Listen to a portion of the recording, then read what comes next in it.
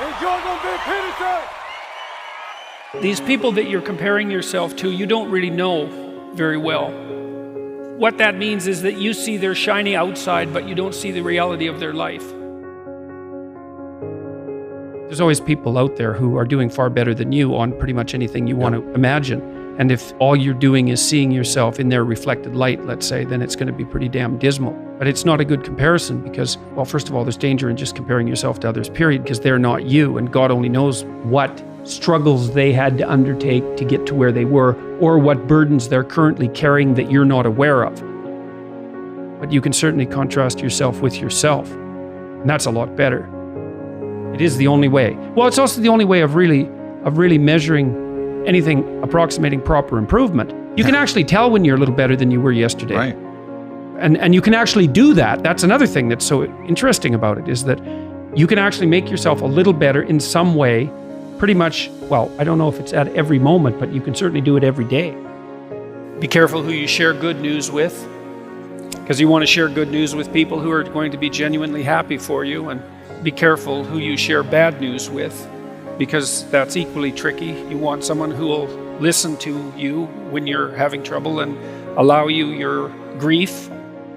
Beauty calls people to their higher being, I would say, and to make friends with beauty is to introduce yourself very carefully to one of the mysteries of life that make it worth living. There's never been a better time for the majority of people to be alive, and the future, although we're vulnerable and terrible things can always happen to us, it's hard to make a case that the future doesn't look comparatively positive.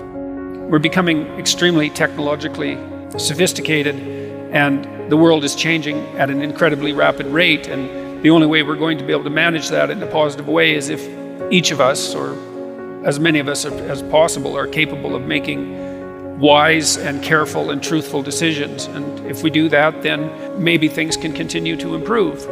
You don't get people to stand up on their own 2 feet and to adopt responsibility if everything is given to them. And that's a real conundrum. You know, maybe you're in California, see someone speeding down the road in a convertible Porsche, and you think, oh man, what a lucky bastard. And the truth of the matter is that he's thinking about wrapping his expensive sports car around the next cement pillar that he comes close to. You know, you can't tell, and people have hard lives, and even people who are comparatively fortunate have hard lives. And the ideal that you're observing that makes you jealous and resentful is in large part an illusion that's created by your own mind. You have to be careful of what you're jealous of, because you don't really know what it is. And then the other thing that's kind of useful is to understand you're quite different from other people, and you shouldn't be comparing yourself to them because they're not like you. They don't have your family. They don't have your temperament. They don't have your troubles. They don't have your abilities. The only person that has those is you. One of the rules, I think it's rule 4, is compare yourself to who you were yesterday and not to who someone else is today.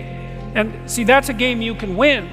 The possibility that you can make yourself slightly better on a continual basis is, I think that's something that's accessible to everyone. I think that's equivalent to leading a virtuous life. And there is something to be said for virtue and truth. You know, and that is one thing. Another thing that I've noticed about people who've been phenomenally successful is that they really do everything they can to live a truthful life. And you can get a bloody long ways by being honest. You got to know that there are differences in intelligence. It's really important. If you go into a job and you're not smart enough for that job, you're going to have one bloody miserable time. And you're going to make life wretched for the people around you because you won't be able to handle the position. But what you really want to do, as far as I can tell, if you want to maximize your chances for both success and let's say well-being, is you want to find a strata of occupation in which you would have an intelligence that would put you in the upper quartile. That's perfect. Then you're a big fish in a small pond. And you don't want to be the stupidest guy in the room. It's a bloody rough place to be. So, and you probably don't want to be the smartest guy in the room either, because what that probably means is you should be in a different room. If you want to be the best at what you're doing, bar none, then having an IQ of above 145 is a necessity, and maybe you're pushing 160 in some situations, and maybe that's making you one person in 10,000 or even one person in 100,000. And then also, to really be good at it, you probably have to be reasonably stress tolerant and also somewhat conscientious.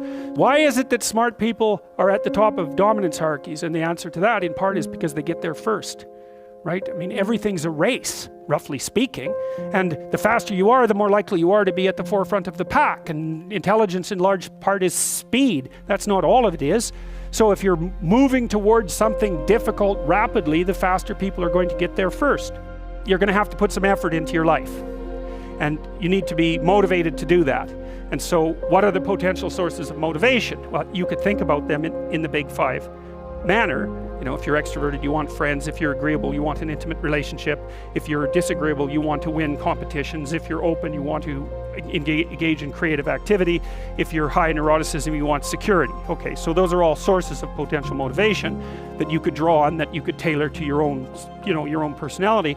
But then there are dimensions that you want to consider your life across. And so we ask people about, well, if you could have your life the way you wanted it in 3 to 5 years, if you were taking care of yourself properly, what would you want from your friendships? What would you want from your intimate relationship? How would you like to structure your family? What do you want for your career? Well, how are you going to use your time outside of your job? And how are you going to regulate your mental and physical health, and maybe also your drug and alcohol use, because that's a good place to auger down. And that tangles in your incentive reward system. We talked about the dopaminergic incentive reward system, and that's the thing that keeps you moving forward. And the way it works is that it works better if it produces positive emotion when it can see you moving towards a valued goal. Okay, well, what's the implication of that? Better have a valued goal, because otherwise you can't get any positive motivation. Most creative people fail at producing their creative product and monetizing it, right? So your default position, if you're a creative person, is you're going to fail. And that's because it's hard to come up with something new, and it's hard to present it to the market at the right time, and it's hard to market it. Like, those things are really, really difficult. And so what successful entrepreneurs do is they just keep doing it over and over and over and over and over and over and over. And eventually, if they're fortunate, one of their ideas happens to hit the right place at the right time. Even if your idea is good, that doesn't mean it will be successful. There's so many things that have to be taken into account. So this is partly why persistence, and that's part of conscientiousness, is so useful. It's like, persistence is helpful because it enables you to run many, many experiments. And you need to know that the baseline is failure. It's important, because otherwise you'll blame that on yourself. And some of that's useful because there's probably some things that you could improve about yourself. But it's very difficult to go from 0 to 1.